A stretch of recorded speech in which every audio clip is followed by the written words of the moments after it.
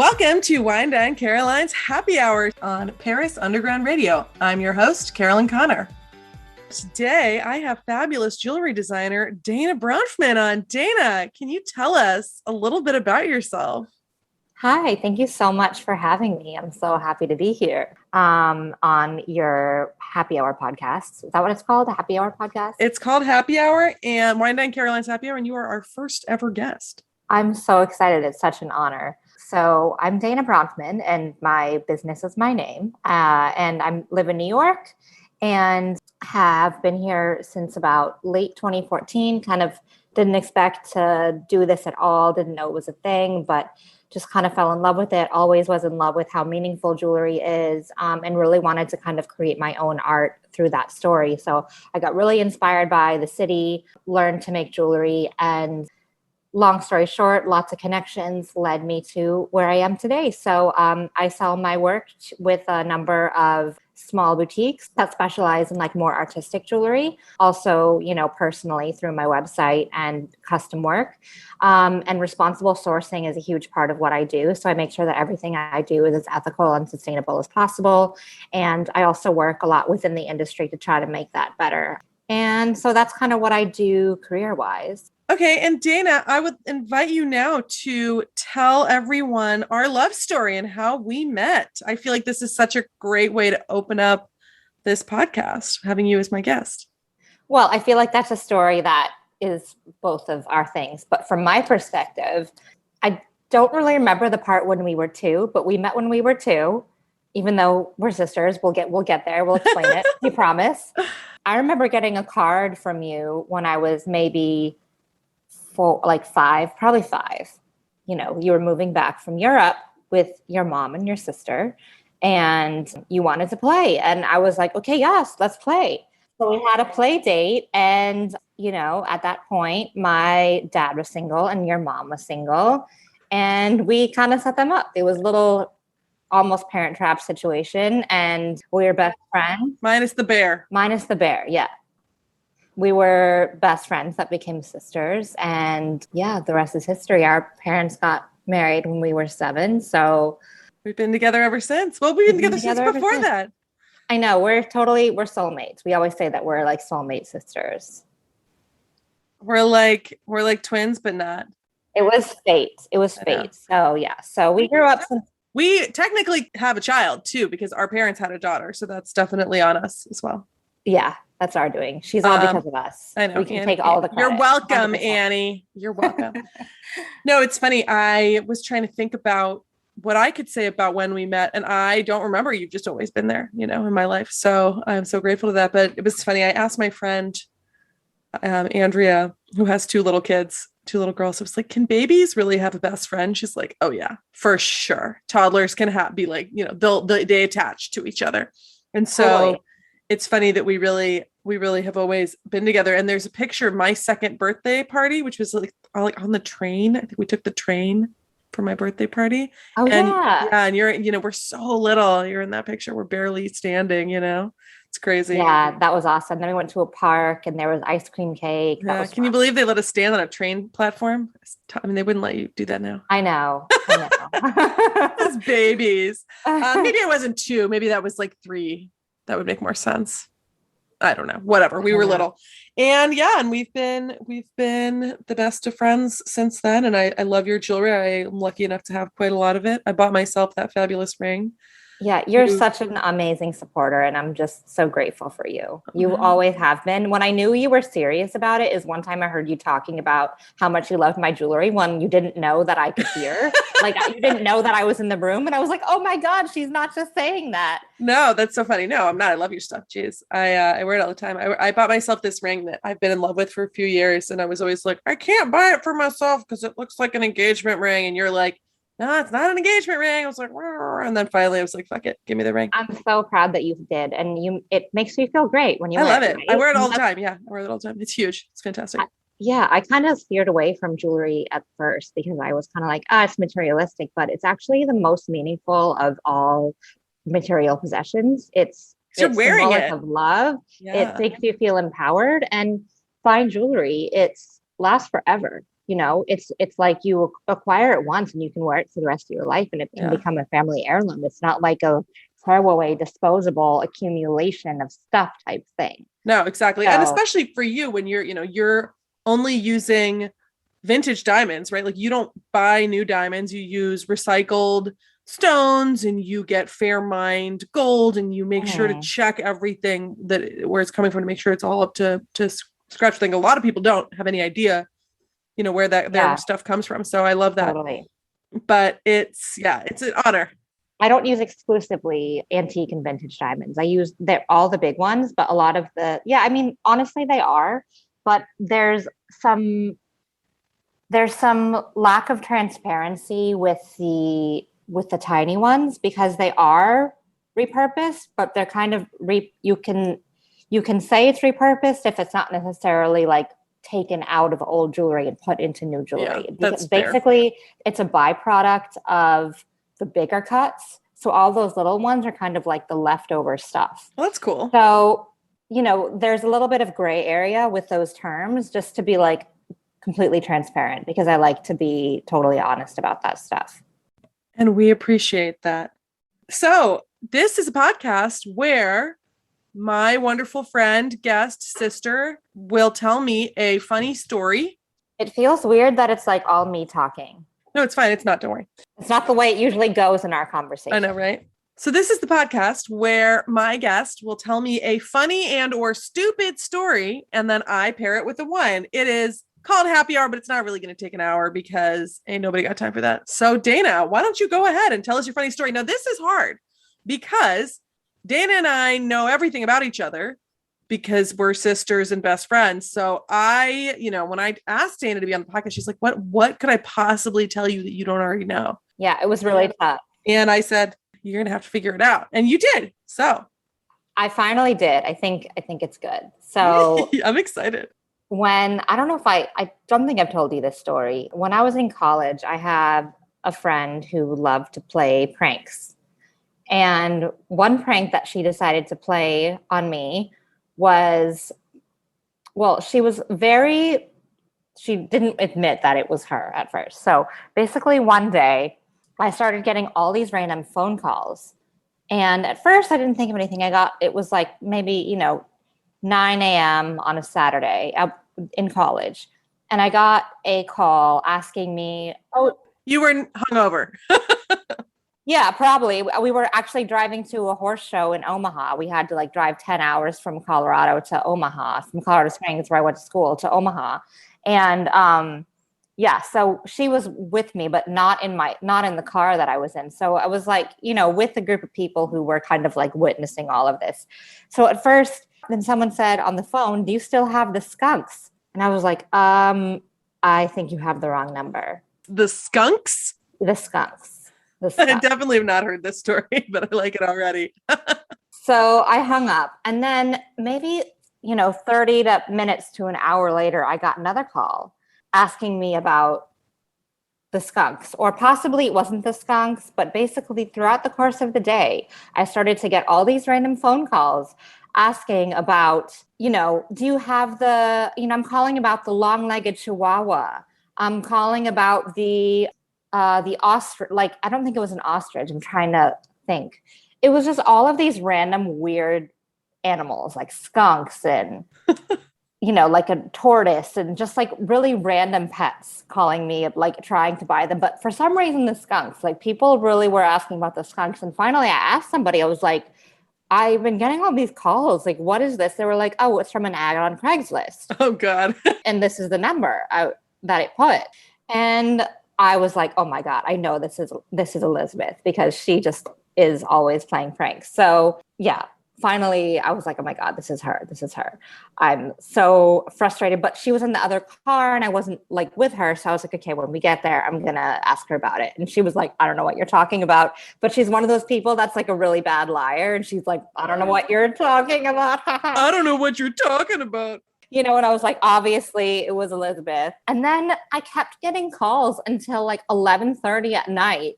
People were asking about the skunks, and it got to the point that I was so annoyed with all of these phone calls. This was in the day of the flip phone, know? So it was like, no, I know this. So you were like, I don't have any fucking skunks. yeah, exactly. I literally picked up the phone and was like, I already sold them. And then I hung up the phone. It was ridiculous. That's terrible. Yeah. So that is a stupid story. That is a really stupid story. Yeah. I love that. Oh man. So anyway, if you want to play, if anybody listening to this wants to play a good prank on somebody, that's a pretty good one. Why would you want to buy skunks? That's what I want to know. I have no idea. I can tell you there's some pretty weird people out there. I don't know why they would want a skunk, but I guess some people are into that. That is weird. Maybe they were de-smellified. We'll never know. Possibly. I don't know. I don't even know how you could have a pet skunk. I don't think you can, actually. It sounds illegal to me. I think it probably is. Maybe that's for the better. Yeah, I'm sorry that I'm not. We don't have skunks here. Really? Yeah, there's no skunks in France. Yeah. I don't think so. I could be totally full of shit. Listeners, tell me, are there skunks in France? I don't know if there's skunks in this city. There's not skunks in New York, I don't think. I mean, yeah. They got eaten by the rats. There's definitely rats. There's definitely squirrels. There's definitely cockroaches. There's definitely mice. But yeah. I think I saw a ferret once up here. Really? I think so, yeah, which is weird. Leon is not exactly known for its ferrets, but I saw something slinking around that did not belong here. It was weird. And it was not this very, very needy puppy who's staring at me right now. And now, a word from our sponsors. We've all seen the Eiffel Tower, queued at the Louvre, and picnicked on the steps of Sacré-Cœur. But a treasure hunt through the Marais, drag queen bingo in Belleville, graffiti art installations in abandoned warehouses in the 14th? Those are the unique Parisian experiences we don't want to let slip away. My name is Jennifer Garrity, and I'm the host of Don't Miss This. From art installations to authors' talks to tours to culinary ateliers and everything in between. Each week, Don't Miss This will fill you in on the best of what's going on in Paris. Don't Miss This airs every Sunday on Paris Underground Radio. If you think you've got something we should know about, please email us at hello@parisundergroundradio.com. Happy exploring! Hey, I'm Emily. And I'm Caroline. And we live in France, where pretty much every meal demands both a cheese course and a wine pairing. Amen. It doesn't need to be a special occasion for you to add this French flair to your daily meals, and we want to help you with that. That's the thing. A great cheese and a delicious glass of wine can really elevate your at-home dining. However, even if it's a Tuesday night and you're by yourself. Tuesday night by yourself is the perfect time. Absolutely. So get involved. Send us your favorite home meals. Describe the recipe. Let us know what it's all about. And we will put our palates and minds to the test. I'm going to pair it with the most complimentary cheese.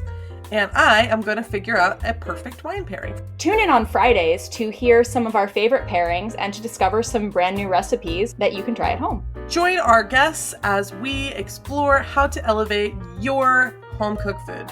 Can't wait to share these with you. Bon appetit! Welcome back to Wine Dine Caroline's Happy Hour.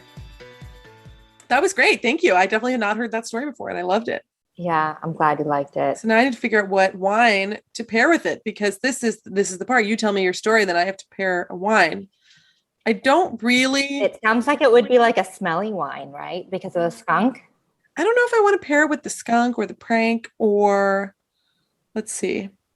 Or like, I don't know. I feel like this is actually like a story to be paired with like cheap beer because it just feels really country, you know?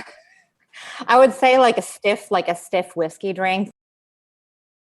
I can't.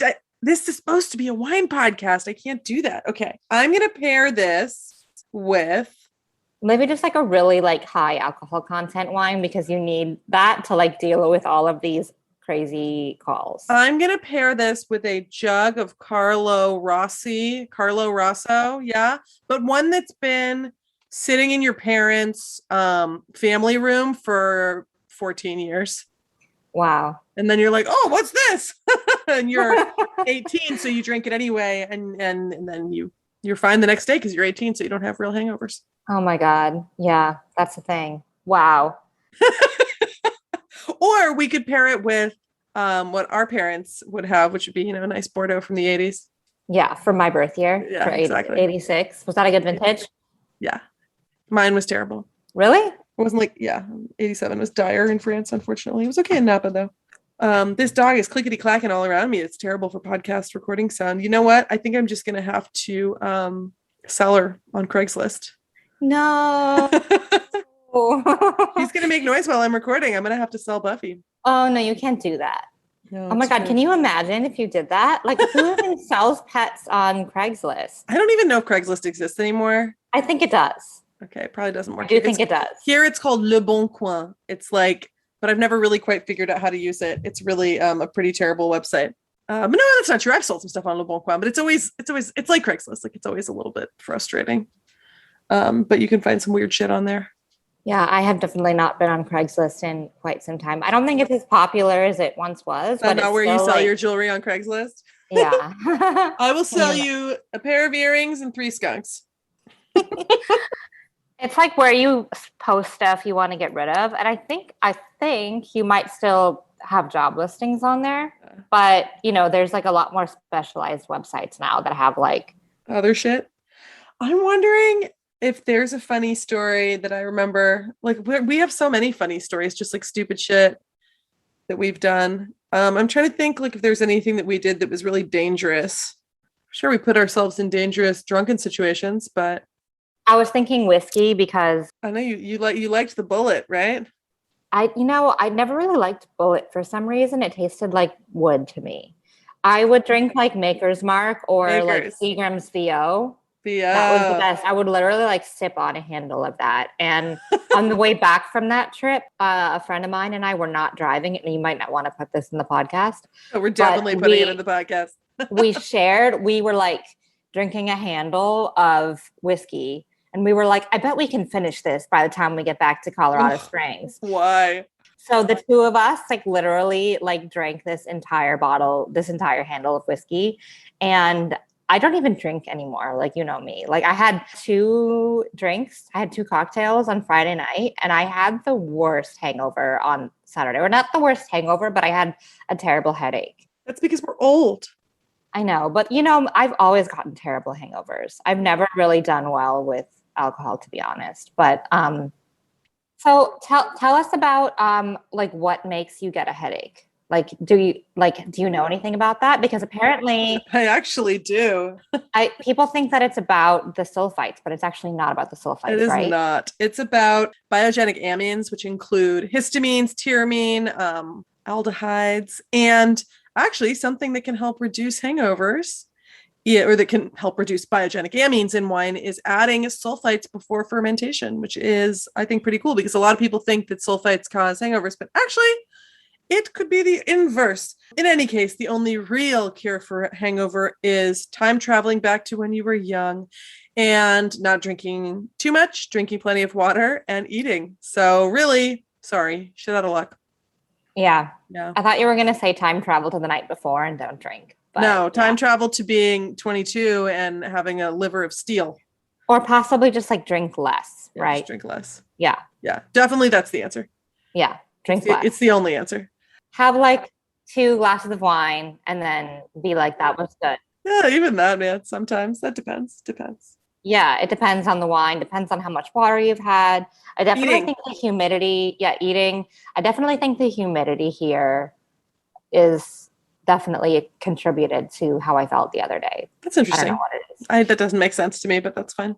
I don't know. It's just, I'm sensitive. I just hate the humidity, to be honest. I'm going to blame the humidity for everything. It's terrible. I'm not into it either. Although we've just had horrible weather all summer, so that's been great. You know what else is a stupid story? How I've tried to visit you twice and both times failed. Yes. The first time I was supposed to go in September of 2019, and a couple days before my flight, I broke my foot. And my doctor was like, you really shouldn't be on a long flight because of the swelling. And also I just knew that. I mean, this is a walking place and I live on top of a giant fucking hill. Yeah, we wouldn't be able to enjoy the trip like at all. Like I wouldn't be able to and you wouldn't be able to, and that would suck. So I was like, okay, well, I'll come in next spring. And of course, that turned out to be April 2020. So we all know why that didn't happen. That definitely didn't. But at least we were in Mexico together on an ill-advised holiday in March. I know. That was really like lucky that lucky happened. And dangerous.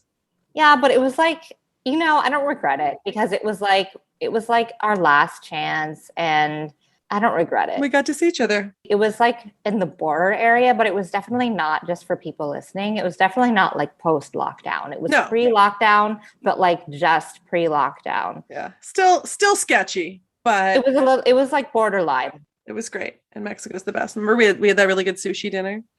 Yeah, that was awesome. I really want to go back to Mexico City. I was like watching YouTube videos about it the other day. It's the greatest. I remember once, do you remember when I drank a wine cooler? When I was like 7 or 8? Yes. Tell us that story. I mean, that's it. That they looked like that soda that we had, the like Night Quest. Wasn't it called Quest? Yes, Quest. It was like a fancy soda in a bottle. And my mom had these like Seagram wine coolers. Mm-hmm. And I drank one of those when I was probably like 8. I was like, Mommy, I feel funny. Yeah, that was it. I don't remember when I started liking wine. I definitely remember like taking a sip of my dad's beer, like as a kid, and being like, this is disgusting. I do remember, I'll tell you a silly story about the first time I tried champagne as a kid. I remember it was New Year's Eve and there was like a party, of that like adults were like drinking champagne. And it was like golden and sparkly and it was so pretty, so beautiful. And I was like, can I try that? And then I think it was, I don't remember who it was, but it was someone at the party was like, asked, my dad, like, hey, can I give her a sip of the champagne? And he was like, I don't think you're going to like it, but sure. And I took a sip and I was like, ugh, that is not what I was expecting. I was expecting it to be, I think I was expecting it to taste like sweet, probably Martinelli's, Yeah, that's funny. Speaking of Martinelli's, we always used to get Martinelli's when we would go to my grandpa's house because he was a gin drinker. I remember once taking a big swig of gin and tonic, accidentally thinking it was water. Oh my God, this dog now thinks that we're like playing. Well, on that note, Dana, it has been a pleasure. Thank you for helping me introduce the podcast. Buffy, it's been a pleasure not. It's been a pleasure to see you, Buff. I know that, the audience can't see her, but you're going to need to post lots of pictures of her on Instagram so people can see her. I do. She's stupid cute is the truth. Well, stupid is the theme of this podcast, so it's only fitting. Of course it is. How could I have a podcast that wouldn't be stupid? Well, I mean, you'd asked me to tell a stupid story. I did. I think it's important that there is a level of stupidity in everything that we do because that's what keeps it fun. Yeah, life is too short to take it too seriously. Preach. Well, Dana, I love you. Thank you so much. Love you too. Thank you for having me. You're the best. You're the best. Bye. Bye. Our listeners can find Dana at danabronfman.com. We will put the links in to your social media and to your website and all of your fabulous jewelry in the show notes. Thank you. Cheers. Thank you for listening to Wine Dine Caroline's Happy Hour. Wine Dine Caroline's Happy Hour is produced by Paris Underground Radio. For more information about Happy Hour and shows like it, please go to parisundergroundradio.com. To hang out with me more, head to my Facebook group. It is called Good Wine, Good People, and you can find the link to that in the show notes. Cheers.